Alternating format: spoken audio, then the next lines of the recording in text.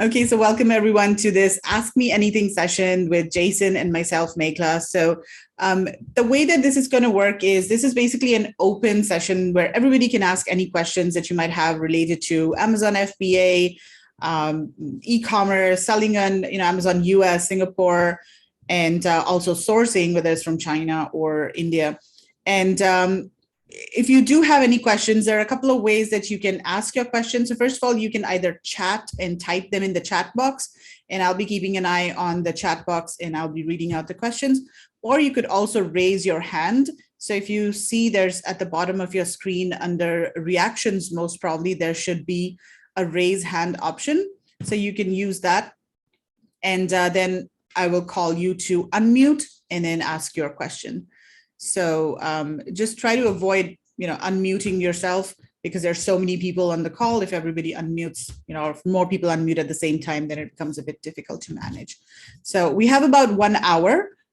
So we will try to keep the answers short, and we'll try to address as many questions as we can. And if we're not able to address your question, then maybe we can try to do it at a later stage, maybe via email or in the Telegram group that we have for Asian Seller or Jason's groups. And we are planning to do these sessions on a monthly basis. So this is the first session, and hopefully Jason and I will be able to figure out a way to do this every month. But we do want to bring the community together and address any questions that people might have, because Jason gets so many requests separately for people asking him questions. I get requests as well. So we thought, why don't we just do one session every month where we can get everybody together, and that will help you guys move forward in case you're stuck with something. And then we can also talk about our services. Like Jason has a training, I have some services related to sourcing. So in case we can help you with that, we'll do that as well. I also have Margaret joining in from Australia. She's the co-founder of India Sourcing Network with me. So she's also available to answer any questions. So before we begin, let's just do quick introductions. Of course, everybody knows Jason, but just in case some people here have been living under a rock, Jason, can you do a quick introduction? Hi, everyone. So I've been selling on Amazon since like 2013. And long story short, I started with a really, really small budget. Initial private label, I spent $80. And just been disciplined about scaling that slowly but steadily.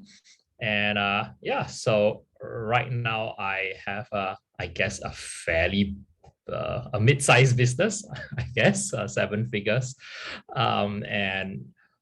Along the way, I've gotten a lot of questions from people. I started a blog about it. I used to be a history teacher, so I thought I'd chronicle what I was doing. And from the blog, I started to meet people like Felix, like Ben here, Mabel. I see a few others like Vanessa. And people asked me for training, so I started a training course, and some of the people here, I guess, have attended that. And yeah, that's me in a nutshell. You can find out more about what I do by going to my blog or website, and that's Jason Tay Online. Megla's just put that in the chat. Yep. So there's also links there where you can contact me, send me a private message, etc. All right, but yeah, I think more than the majority of you all know me, so yeah, we can chat more as this session progresses.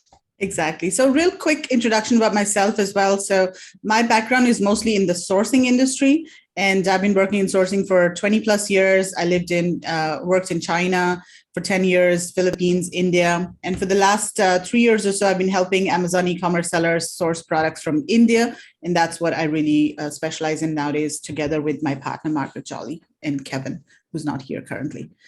So yeah, so I can answer any of your sourcing related questions, specifically about India, but also China. Yeah. Okay, so let's get started now. Who is going to go with the first question?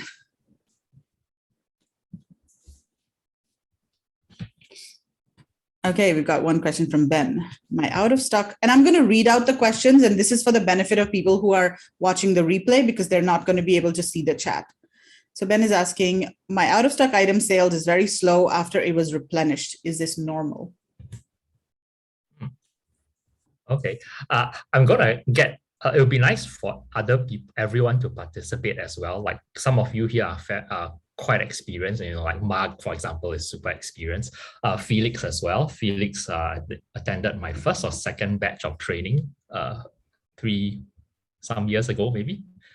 Yeah, and he's doing very well. He's doing it full time as well. He quit his job as an engineer, I believe.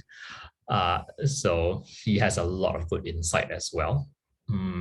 Are you still an Amazon seller ambassador, Felix? Sorry. Yes, still am. Yeah. So he's one of Amazon's official ambassadors. I sort of recommended him to Amazon when they asked me.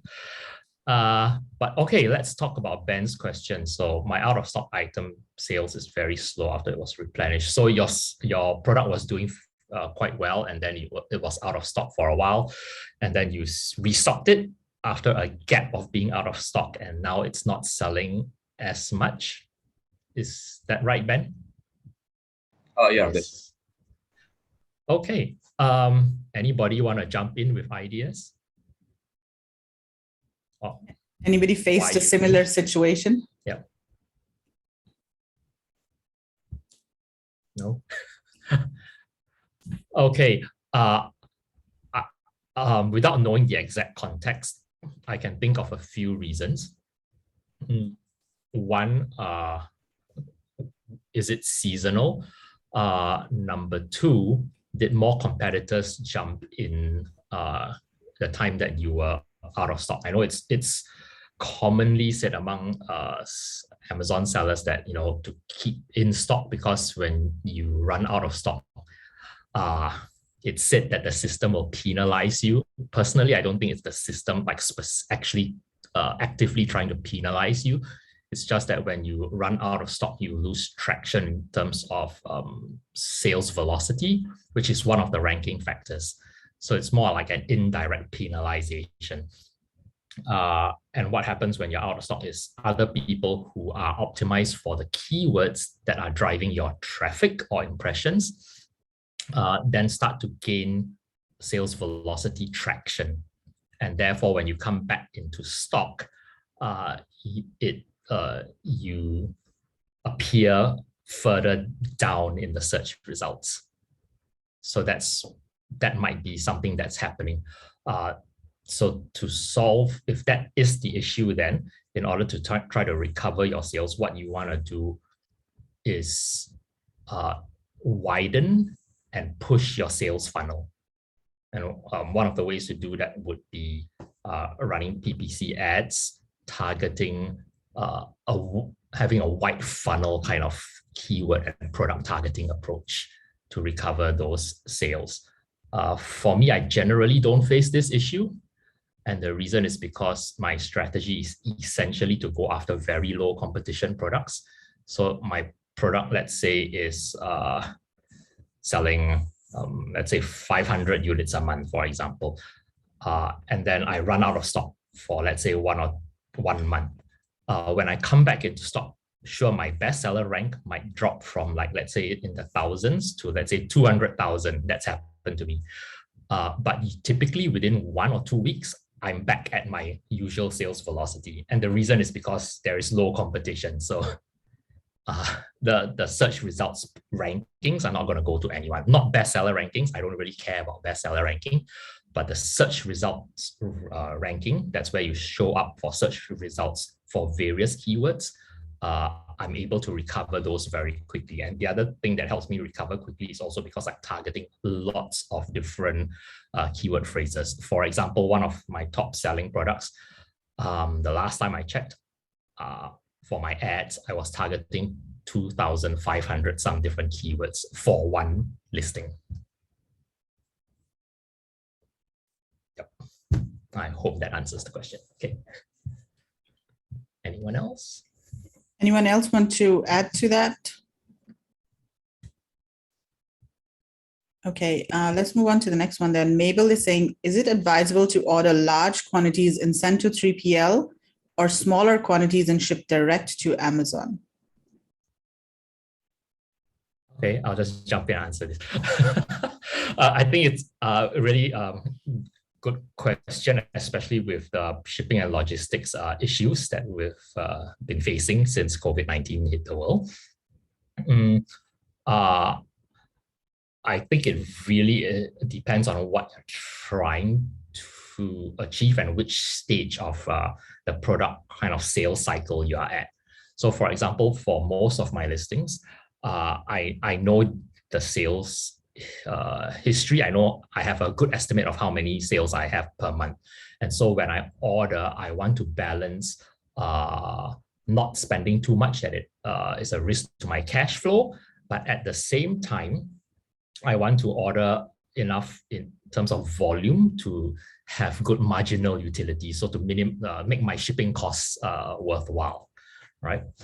And so if I want to do that the other consideration for me is to keep in stock. Last December, I had my lowest sales ever for the last few years. It was a terrible December. It was less than 6 figures in sales for the month. So that's actually really terrible for me. It was the worst month in the last 12 months. But anyway, when it should be the best. And the reason for that was because usually I have I order to restock my Q4 sales in August, and by September it ships out. Then in October, it lands in the US. What happened last year was I did my usual. I ordered in August. My stock shipped out in September, but they only arrived in the US and got checked into Amazon in January. Because of various like port problems and all that. So for this year, I actually have a strategic account manager with Amazon, whose job is to like bug me to do stuff. So she said, so how are you going to increase your thing by like 50% this year, your sales? I said, well, if I just manage to keep in stock, I probably increase my sales by maybe 100%. And so what I plan to do this year is I'm going to ship in larger quantities to a 3PL in the States and hold a larger quantity of reserve stock so that I can drip feed to Amazon. This is to make sure that any international shipments are not affected by unforeseen delays. All right. And I think I totally agree with Jason in terms of the perspective of shipping. You want to ship larger quantities because if you ship very small quantities from China or India to the US, then there are a lot of fixed costs that you have to incur for every shipment. And so if you're shipping, let's say 200 pieces versus 1,000 pieces, the per unit cost of shipping will be very high because the fixed costs will not get distributed. They get distributed across your number of units that you're shipping. So if it's a smaller quantity, then the per unit cost will be higher. So if possible, if you know that you're going to, if the product is going to do well, it's better, I feel, to ship to a 3PL and ship in larger quantities from your supplier. Okay, Kenneth, I want to ask, what should be the percentage set aside for the first 6 months and subsequent months for PPC ads? My industry is travel mug. How long is a piece of string, I think? Jason, what do you say? Oh, wow. I actually go through this when I coach people. But I use a reverse calculation thing, which is, okay, I'm going to try to explain it really quick in 1 minute.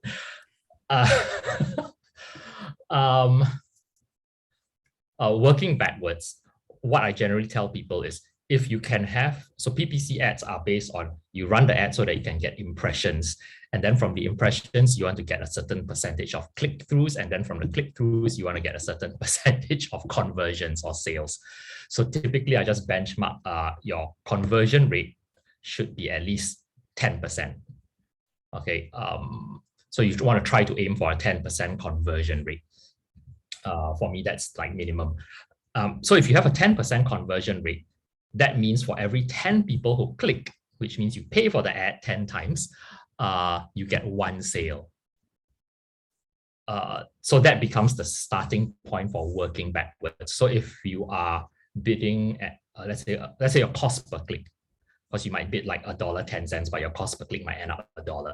But let's say you have an actual cost per click average of $1 per click, and you have a 10% conversion rate, just as a benchmark, that means you will be spending $10 in order to generate one sale. For easy calculation, let's say your product sells for $100. So if you get one sale from the 10 clicks and it costs you 10, so that costs you $10, then your advertising cost of sales, or A cost, becomes $10 upon the $100 sale, right? So it's 10%. So for me, I don't, okay, this is getting a bit complicated. I'm confusing myself. What percentage? So I would say, okay, forget what I just shared. Okay, let me just simplify this for Kenneth. First of all, you need to know your profit margin percentage. All right, so if you know, let's say that after all your production costs, your shipping costs, and your Amazon fees, you have a 30% profit margin. Then I would say for the initial launch phase, for me, I would budget that 30% of my selling price would be my advertising cost of sales. Because I always try to target an A cost that is equal to or less than my profit margin. That way I know that my advertising is essentially free or making money. Does that make sense for everyone?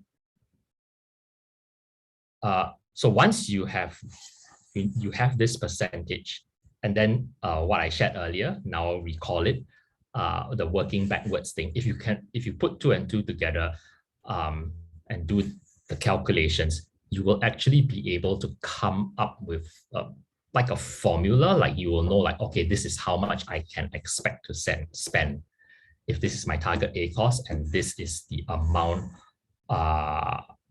if I can hit this 10% conversion rate. But the only thing you won't be able to estimate for a start is what you need to bid, because until you create a listing and then start running the PPC, it's hard to really know what your actual real world cost per click is going to end up being. And the cost per click is going to be very important as a basis to calculate like your A cost and then your 10% conversion rate. But yeah, in a nutshell, that's how it works. Essentially, it makes a lot more sense if you actually have started running ads for, let's say, 1 or 2 weeks, and then you can use the actual data set, and it makes much more, you'll be able to get it like when it's easier to explain then. Anybody else want to add to that? That's anybody else? Convoluted. Felix, what about you? I mean, what kind of percentages are you seeing for your PPC ads? Yeah, so for me, I don't really think in terms of percentages. So what I like to do is when I'm doing costing for my products, I like to simulate a scenario where, I would probably say I'm selling 5 units a day, for example. And then in my entire costing sheet, I would budget amount spent per day on PPC.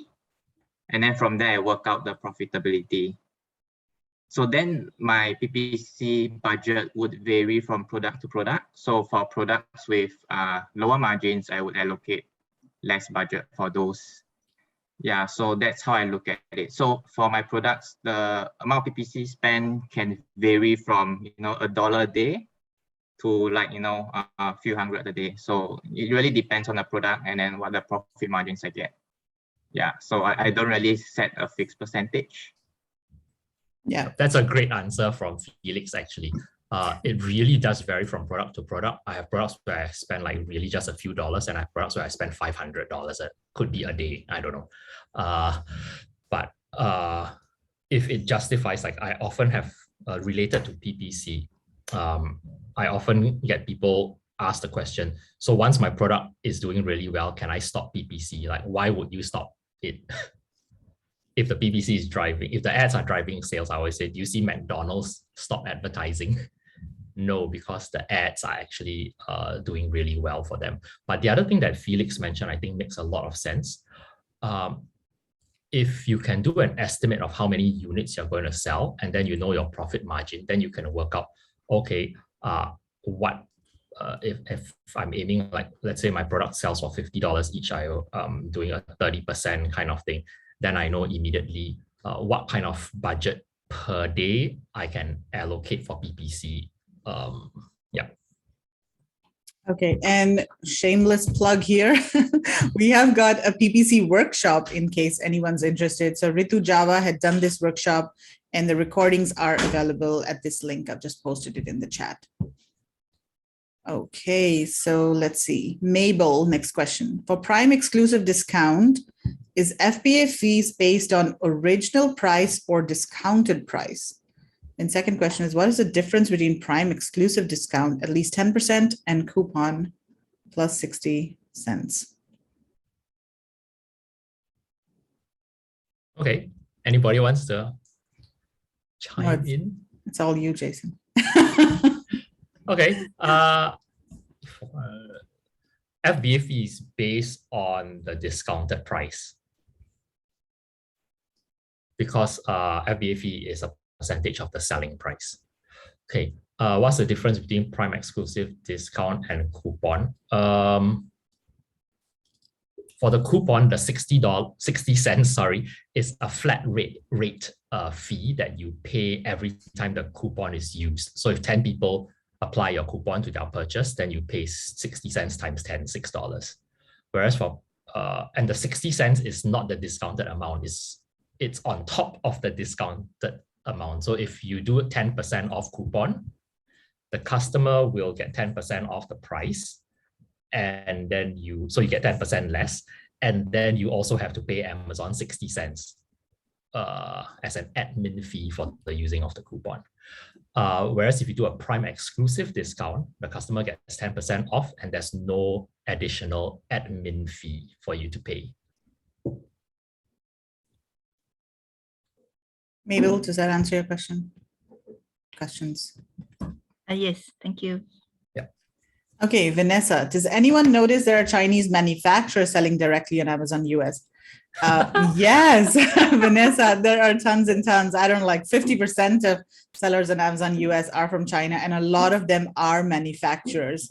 So Yeah. yes, unfortunately, that does happen. Amazon actually has a team, like their own office in China, whose job is to recruit and train sellers to sell directly onto Amazon.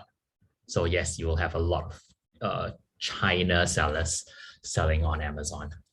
Yeah, so there are two things. There's China sellers, like, entrepreneurs like us, and then there are manufacturers. China manufacturers, yeah. Yeah, so factories are also selling on Amazon directly because they see it as a huge market. And there are agencies in China that actually help these manufacturers set up shop on Amazon. And in fact, in India too, we're seeing that Amazon themselves are encouraging manufacturers to sell directly on Amazon. When we were at this trade show in Delhi a couple of years ago, there were representatives from Amazon going around the booths and they were asking manufacturers, the factories, to set up shop on Amazon. But we find that many of the manufacturers in India, unless they have their own brand and they're already selling their own brand, they prefer not to sell on Amazon or any retail channel as such. They prefer doing wholesale orders. But I think increasingly you will see like D2C, direct to consumer. This is becoming very trendy, in China, of course, and in India too. So this is something that increasingly sellers will have to contend with for sure. Okay, Amber. So I guess the answer to that question was more like how to prevent this, how to prevent the competition and price war is Jason's earlier answer, choose lower competition and wide sales funnel, right?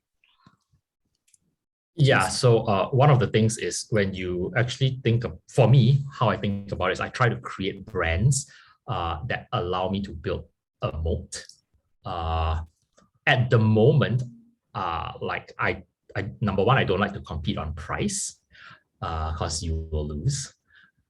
Number two, at the moment, we can still beat most China manufacturers in terms of copywriting. I always tell people, Amazon officially says that A+ content, for example, causes a 5% average increase in sale conversions, or increase the sales by 5%.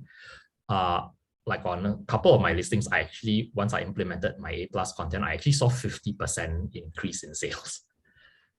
And I think the discrepancy between Amazon's average of 5% improvement versus what I saw on my own or see in my own account, it's because there is A+ content that is good and there's A+ content that is pointless. I see a lot of pointless A+ content, and I know immediately it's from a typical like China-based seller.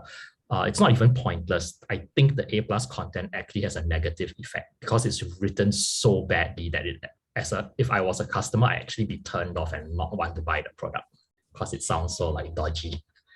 So,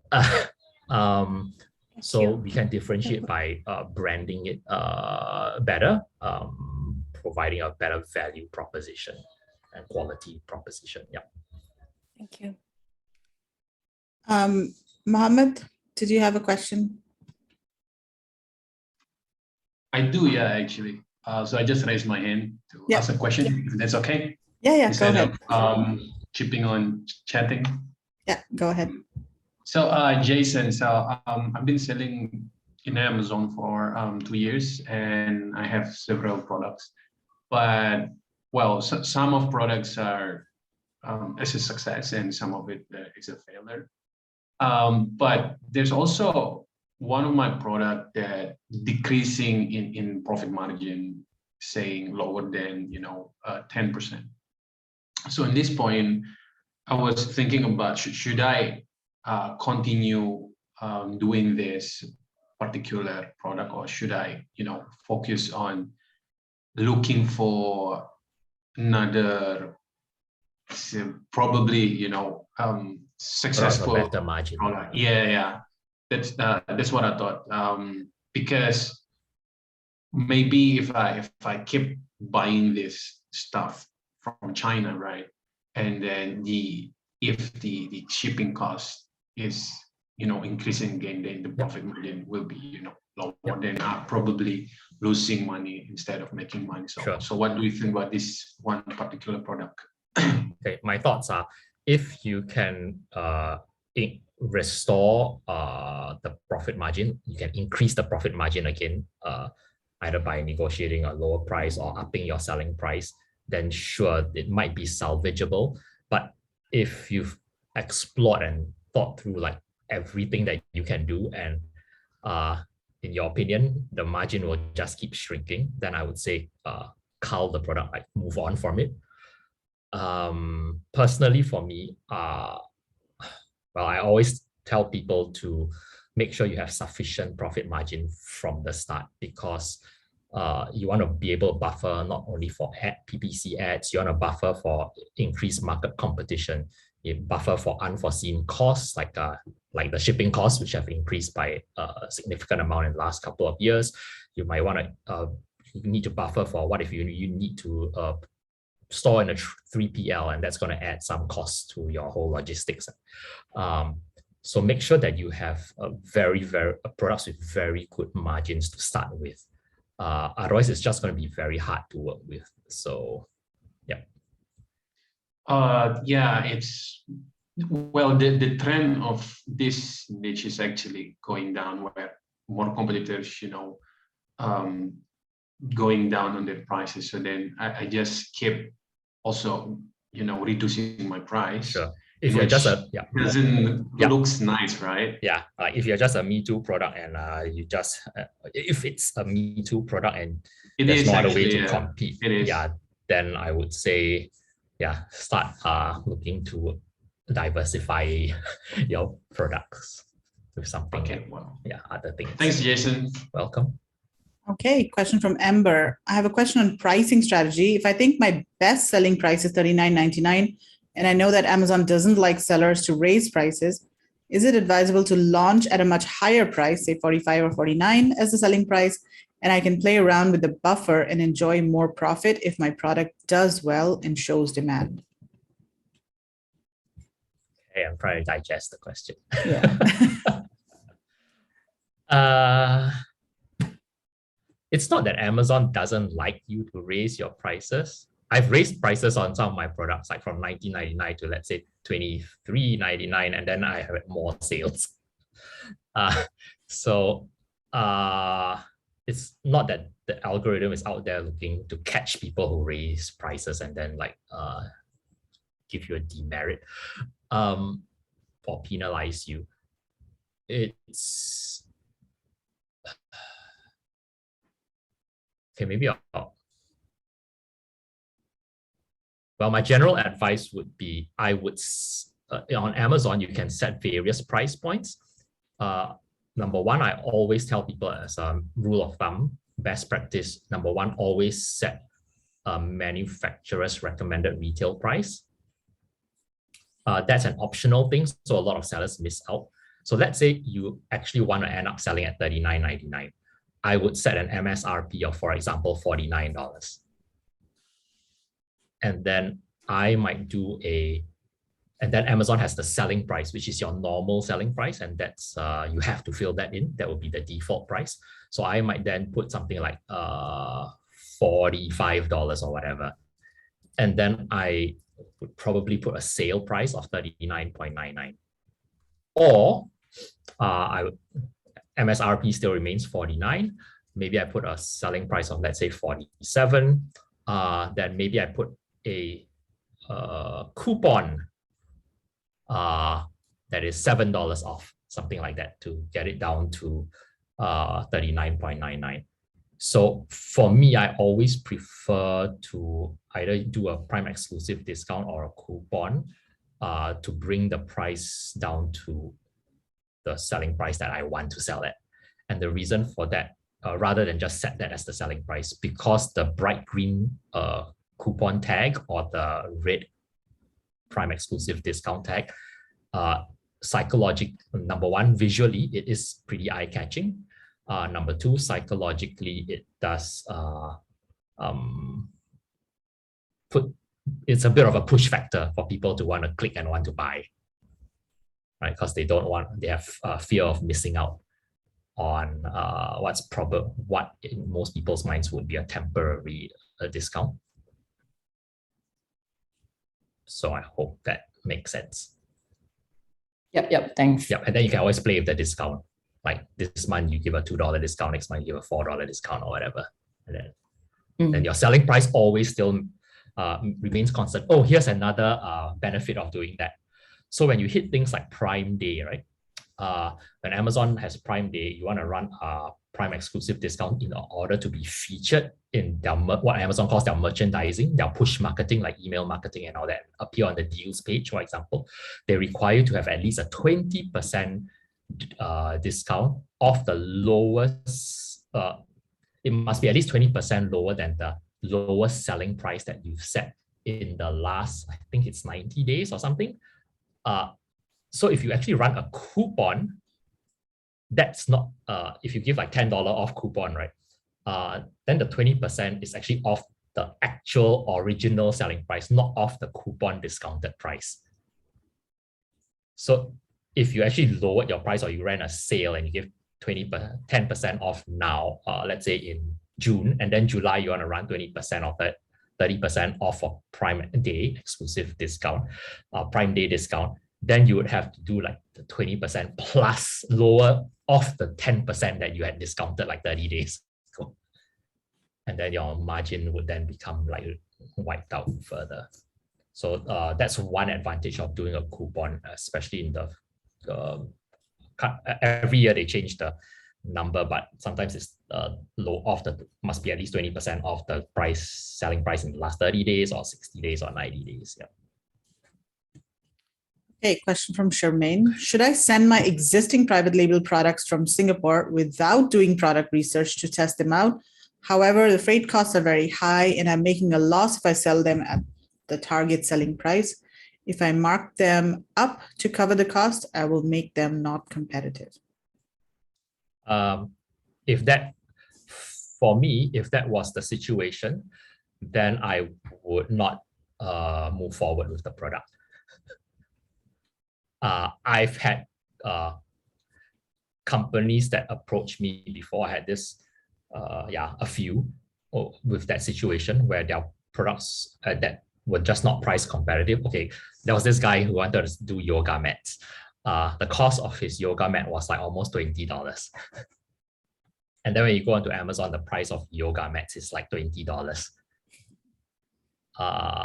So it just didn't make any sense because there's no way. If he marked it up to a price where he was profitable, number one, nobody would buy his mats. But if he lowered his price to be competitive, then every sale will be a loss. So what's the point of that? That's even worse than not selling, right? Yeah. So it's very important that you need to be profitable at a realistic market price or a competitive market price. Okay.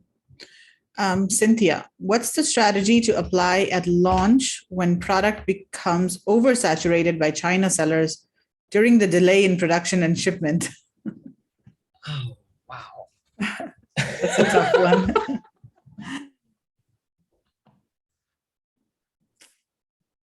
What's the strategy? Well, first, I would say darned.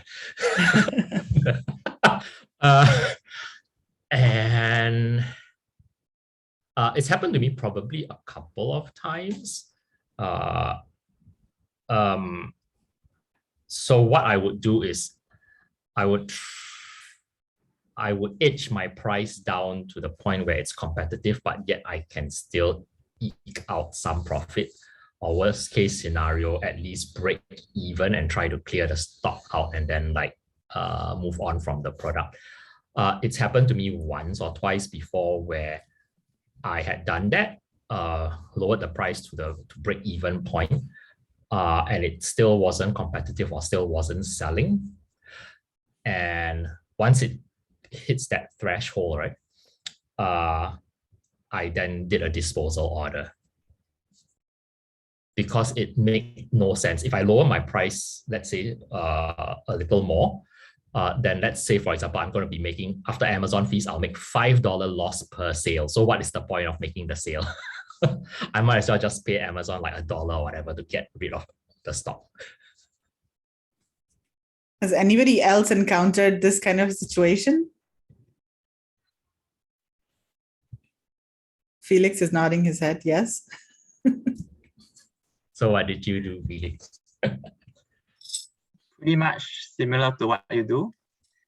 I guess it happens more for Me Too products, but for products that brings value to customers, I think it's a bit more robust in that sense, because you're confident with your products and you know that you're offering value that the other sellers cannot provide.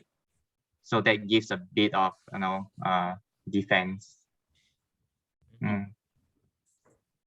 Okay, Mabel, how should I handle voice of customer, canceled order, returns? Oh, okay.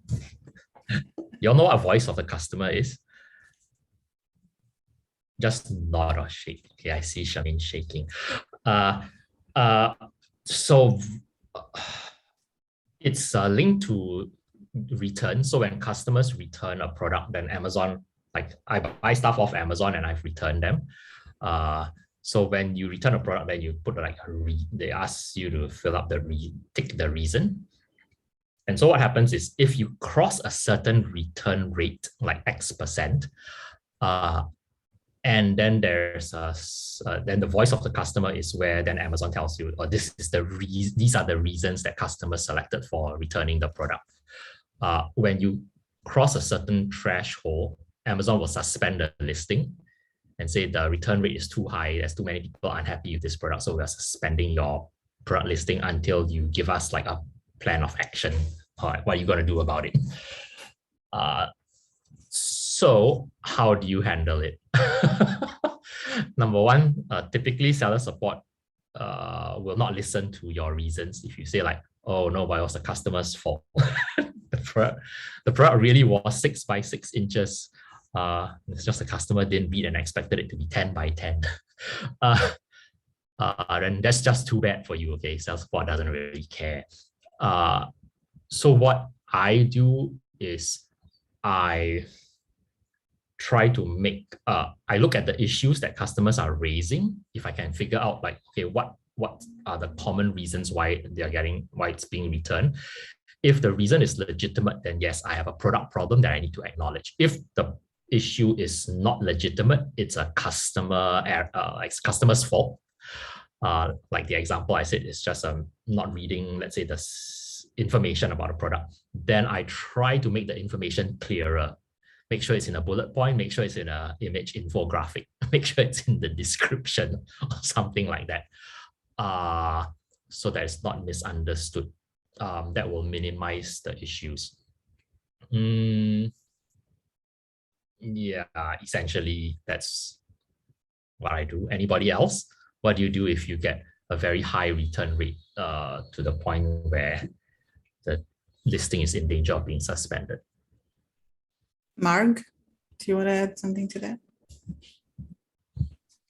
Yeah, look, it's very difficult. It depends on the product and it depends on the people, because you find some people just, like I've got a product, people kept sending back saying it's smaller than I expected, and I have got dimensions, I've got like everything. I've even got my headline says the dimensions in the actual title. It's in my first bullet, and I've even gone against tops and in capital letters across the bottom of my first bullet, I've got please check the dimensions, etc. prior to make sure that this suits your expectations and all this. And they still come back and say, oh, it's a lot smaller than I thought. But I mean, I've even tried with, I've got images of it against something that how high it is. Like it's quite obvious, and it says it is 16 inches high. What do they think it's going to be? 30 inches high. Like it's in your headline. I'm beyond, I don't know. Sometimes you just can't do anything about it, and you just have to live with it. And I think, you either get people who just make up an excuse to obviously have not to pay any return shipping. And then you get other people who, I don't know, just don't read anything. I mean, if I go to buy something online, I always, think, oh, is my shoe size exactly right? Have I got that right? Or how big is that? And do a bit of exercise. But I don't know what it is with US buyers, because in Australia, most people I know might have 2 problems in a product in a year in Australia and 2,000 in America. It's just the people are so different. I don't know what it is. I mean, we sold on Amazon Australia and Catch Australia for nearly 4 years, and I think I had 2 returns in the whole time. I mean, you get 2 a day in Amazon US. I mean, it's just, I think Amazon have made it too easy for people to return it, and I think that's the biggest problem, because there's no penalty if you rip the box up and throw it in the bin and send it back bit by bit, or you don't send it back, or you send half it back. There's no penalty for you, and I think that's the biggest problem. So I don't think there's much you can do personally about it unless you have an issue. But if you know that there's nothing wrong, if you've got your dimensions, you've got the size, you've got as much information, and as Jason said, everywhere. I mean, I've got it everywhere I can possibly think. And I've got lots of images of lifestyle things where my product is shown in every room of the house. It's quite obvious how big it is, but you can't change it. So so I think it's live with it. So really, we do our best to minimize, but we can never completely eliminate unreasonable customers.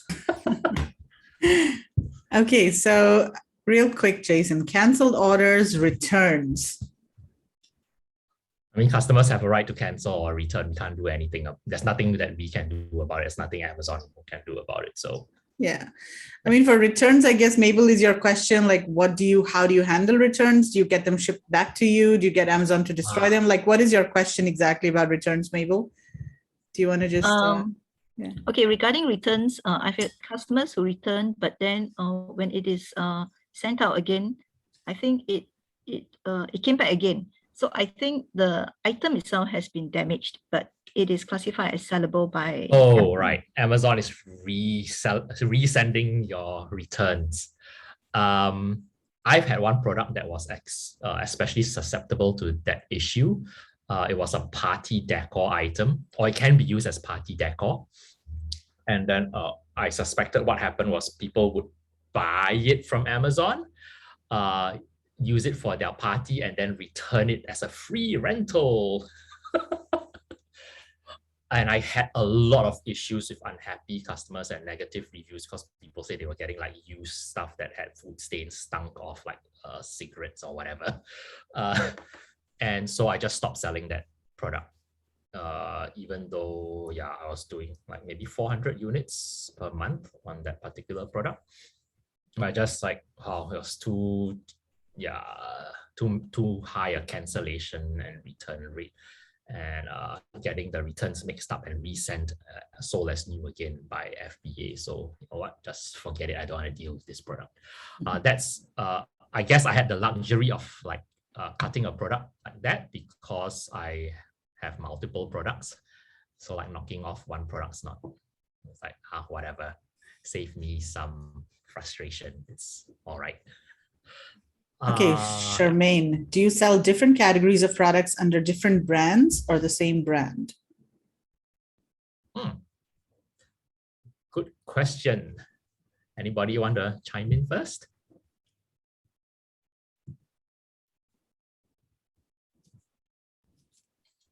Well, can I just say, I believe your brands should be, I suppose, all very similar in nature. They can be either in, like you might sell a glass jug, a plastic jug, a metal jug, something like that. So that's a brand. Or you sell something all made out of wood or metal or ceramic or plastic or something, and that's a brand. I don't believe if you're selling a baby, you know, a bib and a car tire, that's a brand. There's no cohesiveness in that, and it's going to be very difficult to sell. If you want to sell your brand moving forward, which I hope you're all planning to do, I think you need to have a brand that is similar. I mean, I have noticed some of the bigger sellers might have all home decor, but they might have a section that's like, you know, kitchenware, and then they might have bathroom wear or something. That's okay. But I think the more cohesive you are and the more that, you know, it's a meaningful brand, that people are going to be looking at that to purchase later on down the track, because that's probably where you're going to make your most money, is if you can successfully exit your brand. There's probably as much money in that as selling for a couple of years on Amazon if you can get your figures right. So I think that just, yeah, don't just sell what I call just willy-nilly stuff and call it a brand, because it's really not a brand. I mean, that'd be like going and Reebok starting to sell kettles or something. You know, it's, you know, you've got to keep in that same track. That's my opinion. Go for it, Joe. Yeah, I think that's really good advice. Two things. Number one, from the if you put yourself in the customer's shoes, I think having some kind of cohesiveness makes sense. So I know a lot of you who attend my training, for example, I use the example of Marks and Spencer's as something that is like a catch-all brand. But it's still all sort of like lifestyle products. So it's I think it, yeah, definitely like don't do like baby bottles and like automotive accessories. I think that would make no sense at all to be the same brand. So that's one. As long as there's some sense to it, like it makes sense to brand these under one name. The other thing to bear in mind, as Mark mentioned, I think a lot of people don't think about when they start, is when you get to the point where you want to sell off a part, you can sell off a brand. And there are companies out there who are looking to acquire brands that are sold on Amazon. So if, let's say you do sell like baby accessories and also automotive accessories, you might, if you have them as separate brands, it makes it much easier to sell off one of the brands. Rather than if it was all under one brand, then like somebody wants to acquire that, things makes no sense at all. So there are a couple of questions from new sellers who are asking, what is the selection criteria for winning products? So I see that Hui Si Tang has a question. I'm relatively new to this e-commerce industry and would like to ask, how would you choose your very first product to sell, especially given that e-commerce is quite saturated now? I wouldn't say e-commerce is saturated. It's still growing. And then I think I saw a couple other people ask. Charmaine is asking, oh no, that's for VAs. Lee Kenneth, if we are new to Amazon, any basic method to estimate the sales as we estimate the amount of stock needed to send to Amazon? So it's kind of related. And then Amita is asking, what are the criteria for winning products? So do you want to cover that a little bit, Jason? Sure. Well, my simple kind of explanation for that is I use an acronym, PVC, also known as polyvinyl chloride. No, but for me, products have to match 3 criteria. So P stands for it has to be the right price and has to have the right profit margin. So for me, a base minimum would be 30% net profit margin. Of course, the higher the better. But yeah, if it was something like earlier, Sastro mentioned like his price like 10%, then for me that's a total no-go because there's no room for ads, there's no room for if shipping price increases, etc. So that's P, price and profit margin. Number 2 is velocity. So velocity is sales volume over time. Typically, I would measure, let's say, estimated sales per month. And so I want to do some projections for what I would expect to sell, especially for a new launch. Like when it starts off, there's 0 social proof. I'm pretty conservative. So then I'll have a conservative estimate of, okay, how many can I expect to sell? So that's V. And then C is competition. For me, competition is the big one. Competition is the criteria that requires the most analysis.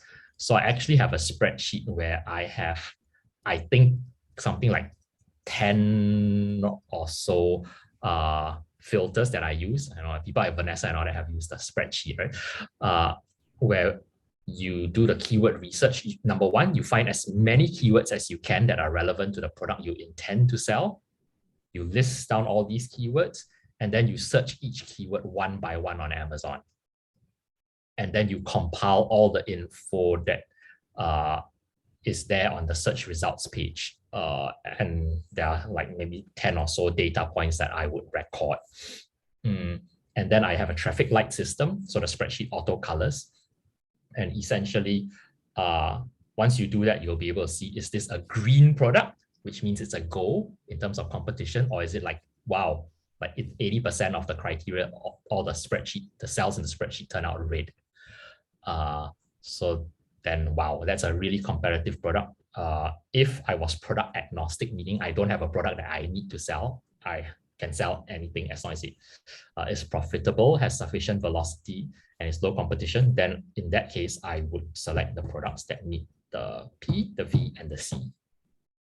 However, if you already are a brand owner and you want to sell the existing product that you have, then the same thing, I would do the PVC analysis and then try to find if there are any areas that, in a sense, you can exploit, or there are any market opportunities.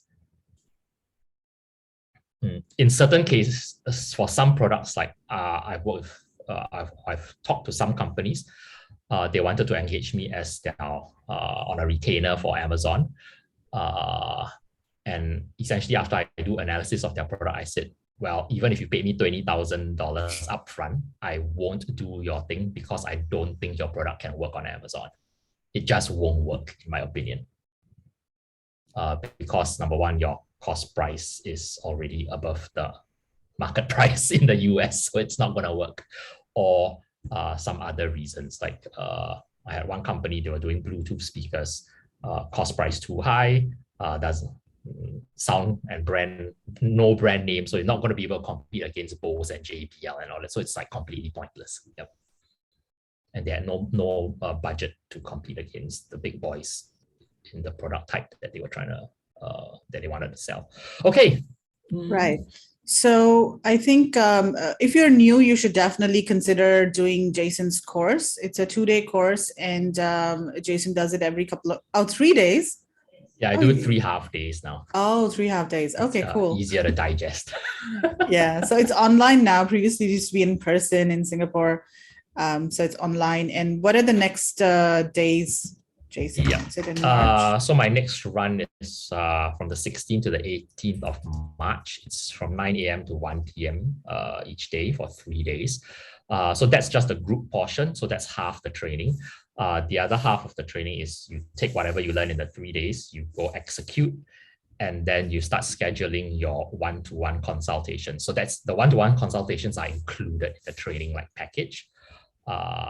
So typically you take what you've learned from the 3 days, you go research and come back with a short list of potential products that meet the criteria that you learned, that I teach.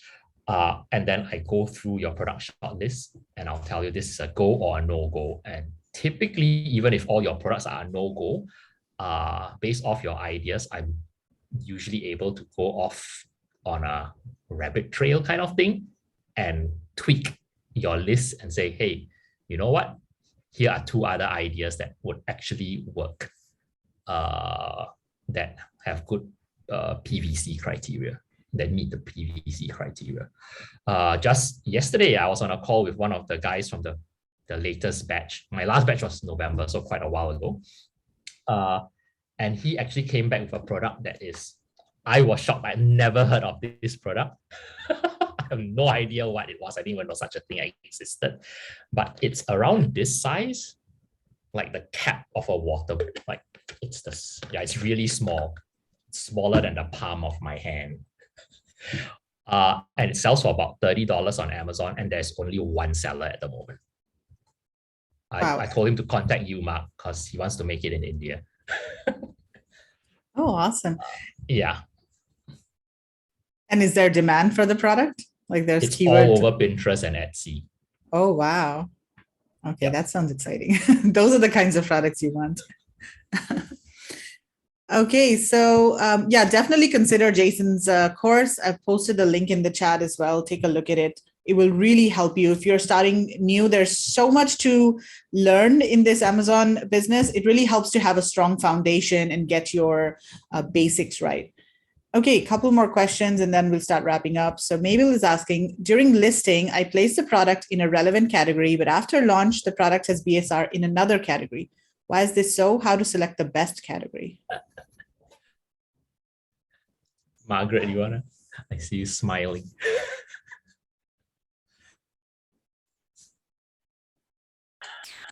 Yeah, look, sometimes Amazon will obviously think it's more relevant in a different category, but you don't have to just be in one category. I've got quite a few of my products are actually in 2 categories at the same time. So, and I wouldn't stress too much over what category it is in, because if it's selling, it doesn't really matter, because people don't really go hunting so much for categories. They put in a keyword. So I wouldn't really even, in fact, I don't always look to see what category if I'm still in the same category. I don't take that much notice. I don't know about you, Jason, but so if I'm getting sales, I don't really care. But yeah, and I mean, you know, I've seen some products that are in 3 different categories. I mean, you know, you might have something that fits into the bathroom, it might fit into the kitchen, it might fit into the laundry. So you can be in those different types of categories. So I wouldn't even worry about it. If you're not selling at all, if it's affecting your sales, you can go back in and try and you can change that category and, you know, just reset your listing through the new category. But I wouldn't stress over it. I don't know whether you would you change it, Jace? I typically don't even know what categories my products are in. I mean, I select something when I create the listing, and then like the system like plays smart aleck, right? And then it will move you around and like, oh, I'm here now. Oh, I didn't even know, like whatever. Yeah, as long as the sales are chugging along, I don't really care. The only time when I would maybe do something about it, my Amazon senior, whatever, account manager person just WhatsApped me and said, hey, Jason, you should change the categories for these 3 products, like literally. And I do want to change the category for one of my products. And the only reason for that is because right now it's in arts and crafts, but if I can move it into industrial and scientific, the Amazon referral fee is 3% lower. So it's 12 instead of 15%. So then I have a bit more profit margin. So yeah, for me, that would be the main criteria. Audio, yeah. Okay, so question from Craig. I'm just starting out and I'm based in Singapore, but want to incorporate in the US. Do you have any recommendations for a virtual mailbox address platform that also includes a utilities option? Or would it be better to incorporate in Singapore? And would it be better to start with my home address or a virtual mailbox address and utilities option? Do you have any recommendations for a virtual mailbox in Singapore? Okay, I think it's more important to understand your context. So, Craig, is there a reason why you're considering incorporating in the US? Are you a US citizen, for example? Yeah, yes, I'm a US citizen. Okay. In doing my research, I don't know. It seems that Amazon has changed a lot of things. They now require you to receive a verification code by regular mail and are starting to look at utility bills.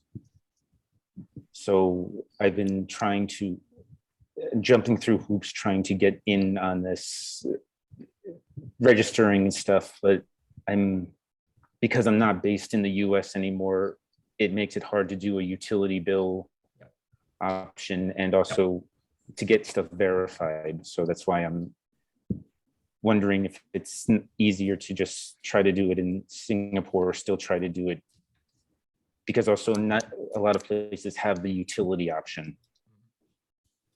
Yeah. Okay. So like your situation, I think it's unique to from everyone else here, but just very general. Like, because first of all, I don't think I think there's both tax as well as Amazon registration, and then like legal regulatory kind of implications here. So I'll put up my disclaimer. I'm not giving tax advice. No, this isn't about taxes. This is just getting started. Sure. I would say it probably would be easier to incorporate in Singapore for the reasons that you mentioned, like in terms of verification and all that. Also, Amazon Global Selling, that's the US office, has a global selling branch in Singapore whose job is to help first-year sellers get registered on Amazon and get started. So they have a new staff who's just joined recently. And so she is probably she'll be more on the ball to personally help new sellers through jumping some of these hoops, because it's part of her job performance, like KPI, to do that specifically. So I probably would say it's easier to do it in Singapore. I have helped a couple, they were Americans, but living in China, when they incorporated in the US and then had the same issue like utility bill, mailing address, that kind of thing. It took them 2 years to get their account up. Okay, so better to incorporate in Singapore. I'm just, especially since I'm trying to do California, there's a whole bunch of other issues. Yeah. California is like probably one of the worst jurisdictions to deal with. Yeah, I'm jumping through hoops with the trying to get a fictional name, since they require that in there. Yeah. So, all right. So incorporate in Singapore. And home address or virtual mailbox would be better. I think both are fine. Like Mark probably uses a company that she uses for her corporate secretary or for like a company incorporation. I have one that I use. It's called Sleek. Because I'm not in Singapore, I've been out of Singapore for the last 2 years since COVID started, not been on a plane.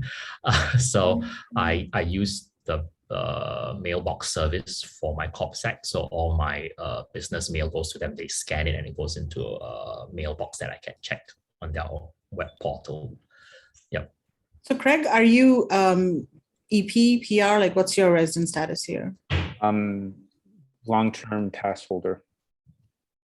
Okay. I just got everything settled last year, so I'm relatively new. Okay. You might want to talk to a specialist who deals in foreigners setting up companies in Singapore, because you do need to, because you are a resident, but I'm not sure if long-term visit pass holders can incorporate a company without a director. I will have to ask, but I do have a pre-letter of consent from the Ministry of Manpower, so I am able to already work in Singapore. So I have forms already that allow me to work. So it's just a matter of sitting down with Yeah. sitting Let down me- with someone. Else. Yeah, you need to clarify whether you can be the sole director and 100% shareholder of a Singapore incorporated company. Or And do you I need, like, a would local? I would recommend contacting this company here, Paul Hype Page.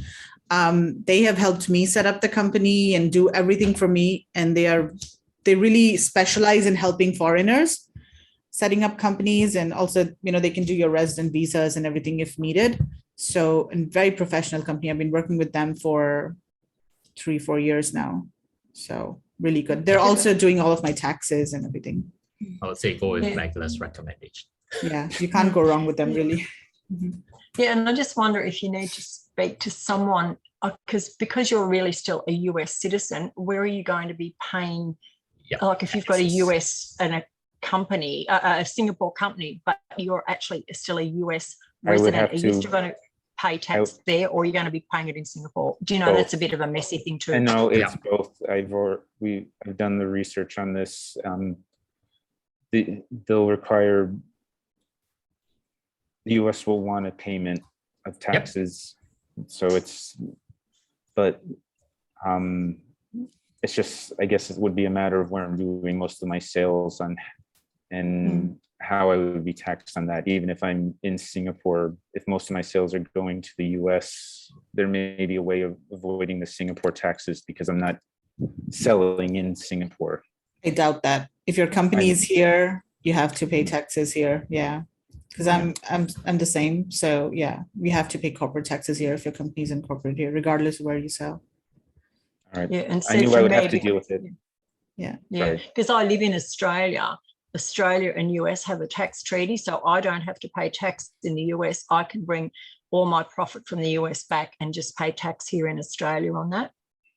So you'd have to look into the Singapore rules, whether they have a treaty. I don't know whether they have a treaty, have they? I think the issue is the US collects tax from all its citizens, no matter where they are based in the world. Pretty much.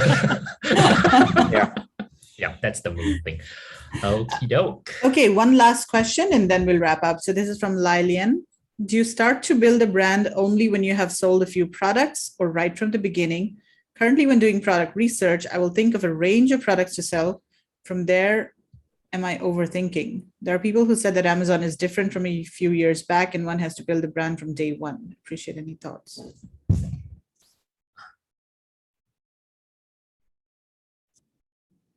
Okay, it really depends on, because there are people who do different types of selling on Amazon. There are people who do reselling.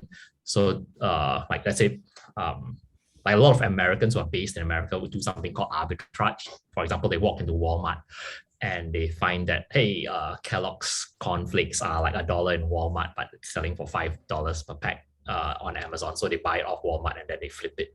So in that case, a brand is irrelevant.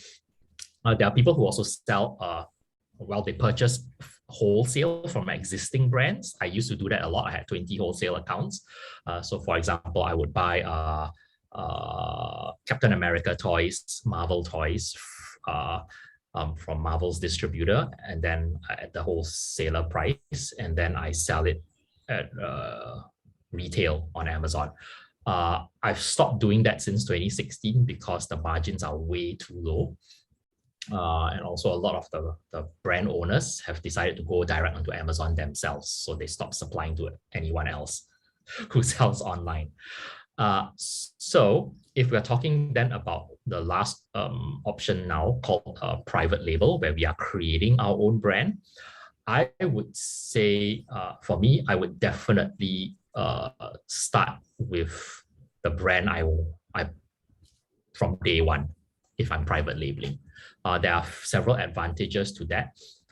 Number one, once you apply for register your trademark with the government authorities, whether that's the USPTO or IPOS in Singapore, or the IP office in Australia, or wherever, typically they want to know when was the date of first commercial use. So that's from the day that you listed it on Amazon. If you can take a screenshot of that, that proves date of first commercial use. So all these countries typically countries that are not North Korea or whatever, or China, we operate under common law or civil law system. And so under that kind of system, the person who can prove earliest commercial use typically will have rights to that brand. It also makes it actually a bit easier for you to register your trademark once you want to register it, if you've already started using it commercially prior to trademark registration. So I would register a trademark as early as possible. Sorry, not register. I'll use the brand name as early as possible, and there's no cost to doing that. Essentially, just do some research to make sure that that the brand name is not already in use, is trademarkable. That's not a proper word, but yeah. Okay, cool. All right, so let's wrap up here. And before we go, just a quick reminder, just sending 2 links here in the chat. So one is Jason's training and his website. If you want to subscribe and take a look at his blogs, there's a lot of good information there. If you're new, recommend getting his training. And then indiasourcing.net, this is our website where you can find manufacturers from India and also a lot of service providers. All of the factories are vetted to ensure that they are manufacturers and exporters. Of course, you need to work with a factory to manage your quality and product delivery, etc. But they are legitimate companies on the website. So it's sort of similar to Alibaba, you can say, like a B2B sourcing platform. So we've got vetted suppliers, we've got vetted service providers, and also a lot of education on how to source products from India, including a workshop and a mastermind. So check that out as well. Cool. So anything else before we sign off? Any comments from anybody? Any suggestions on how to do this better? Was this useful? Do you want us to continue this? Yeah, just unmute and let us know what you thought about the session. Nobody. No one liked it. They're like, get lost already. Okay, Ben's saying it's a useful session. It's a great session. Okay, good. So yeah, we'll try to do this every month. Farah is saying definitely useful. Please continue, Vanessa says. Okay, good. Cool. Any final words from you, Jason and Mark? Well, I think we, Mark Meghla and myself, we all have various platforms that we can be found on. So you probably joined us from either one of these, but if you came through like my Facebook group or whatever, then just make sure that you join Meghla and Mark on India Sourcing Network. Do you want to put the links to your Telegram, your Facebook group, etc.? Yeah, that's a good idea too. Yeah, let me just do that. So this is the India Sourcing Facebook group. And then we've also got a Telegram group. So in case you want to join that.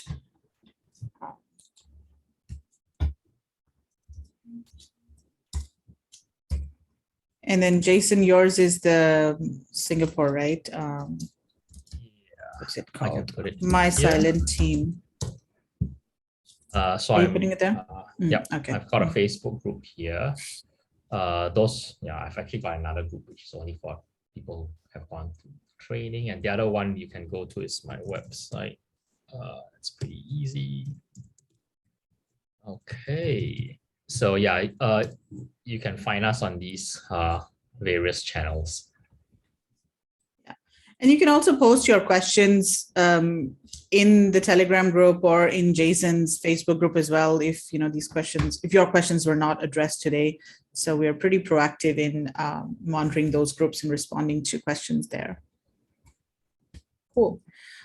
Thank you so much, Ellen. Ellen says, appreciate very much from Meghla, Margaret, and Jason. Thank you so much. Thanks, Jason and Meghla, for the session. Very useful and informative by learning from other questions too. Appreciate your time and sharing. Okay, great. It's good to know that this was helpful. So we will continue this then. Okay, cool. Thank you so much, everyone, for joining us, and we'll see you next month then. Okay. Okay, bye. See y'all. Bye.